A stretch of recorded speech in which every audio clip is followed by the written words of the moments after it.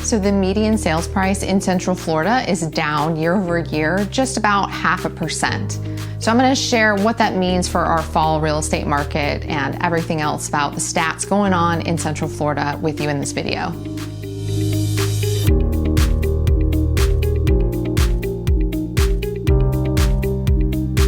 Hey everyone, I'm Kathryn Stelljes. I am the owner of the Think Live Be team at Keller Williams Realty The Parks in downtown Orlando. This is our monthly market update. So I look at all the stats that come out on about the 15th of the month for the Orlando Regional Realtor Association. That's the entire the counties that encompass Central Florida. And we analyze the data and say what's going on in the real estate market, what to expect going forward, where have we been, where are we going.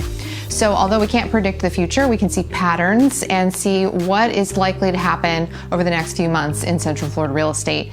And what we've seen over the last year is that the prices have started to cool off and they've started to come down year over year on the median sales price by about 0.5%. The average sales price is about the same as it was last year. Just to give you an idea, 0.5% on the median sales price is $2,000. So it's not significant depreciation, but it is something to watch because what we want to see is this a pattern that's going to happen month over month over month and lead to a downward trend, or is this a seasonality issue and just a cooling off of the market? Normally this time of year, it would be natural for the number of sales to be lower than the previous month. Same thing that's happened this year that happens every year.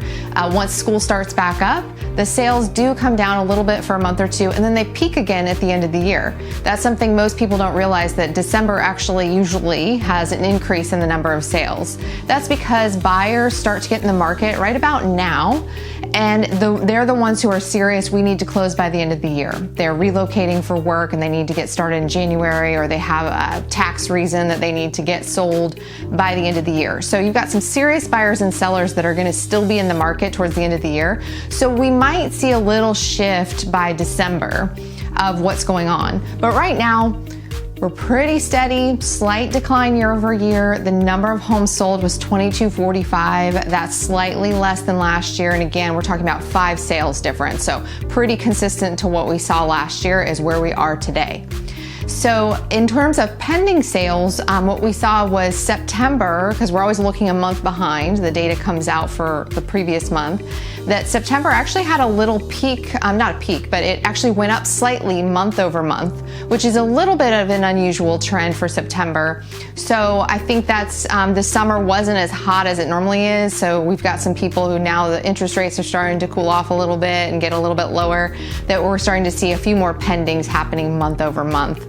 The number of listings is still higher than it was last year, but it is coming down. Again, that's totally normal seasonality as we head towards the end of the year. Some people will decide not to keep their house on the market through the holidays. The ones that do are the serious sellers. So if you're a buyer looking to buy a home, you know, and if you're a seller looking to sell, you know that the people over the next couple of months are the serious ones and you're going to get the best outcome possible. And that's great news for both sellers and buyers. With the supply and demand, so the number of listings compared to the number of sales happening, we're sitting at about 5.79 months of inventory. So that went up slightly month over month, and it's higher than last year because we have more listings than we've seen in a really long time. And what that means is we're still in what's considered a balanced market overall. It's leaning towards buyer's market though. So anywhere above 6 months, that's really starting to trend towards buyers having the upper hand. Now, one thing, and I say this every month, but it's super important, that if you're looking to get into the market, whether you're a seller or a buyer, you need to know your specific location's market. The stats that I'm giving you, these are the headlines that you see in the news about prices declining and slowing sales. Well, the market that you may be entering into, the neighborhood that you want to live in, may be completely different. If you're finding that you can't find a great house and you're looking around on Zillow or whatever your favorite site is and you can't seem to find one that you like, it could be and there's just not that many for sale, it could be that that's actually a seller's market that you're looking in. And so if you're looking in one of those really established neighborhoods where there's not much supply and everybody wants to be there, you're gonna be in a different situation where you might actually still see multiple offers. We listed a property a couple weeks ago and we had multiple offers within the first week or so. So it really depends on what location. And for sellers, multiple offers are still possible, but you have to understand they're not the thing of the past where it's like way over asking price and crazy offers. Buyers are still very cautious entering into this market. And so while you will get the most that you possibly can in a multiple offer situation because it's demand and you have the upper hand in that negotiation, you're not gonna be seeing, oh, we'll do whatever you want, we'll waive everything. That's just not gonna happen. So we all have to live in the reality of the market today, which is there's great opportunity for buyers and sellers. It just depends on your specific location. And that's why it's so important to work with a market expert. So if you are thinking about buying or selling, and especially if you're looking to do it in the next couple of months, give me a call today. We still have time left, but barely. So give me a call today and we can definitely get you moving on to that next property by January 1st. You can be celebrating 2026 in your new home or moving out of state, whatever your needs are.